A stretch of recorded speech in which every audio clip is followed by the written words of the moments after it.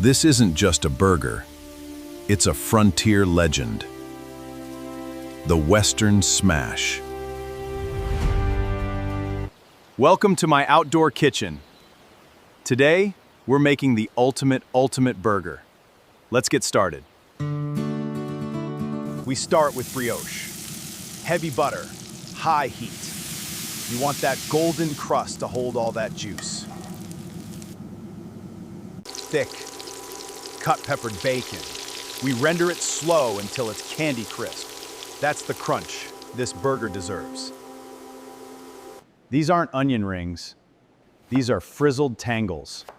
Thin, light, and packed with sweet heat. This is the secret. Press it hard. Get those lacy, crispy edges. That's where the flavor lives. Finish it with that glossy hickory BBQ sauce. It's the soul of the West in every bite. Mmm.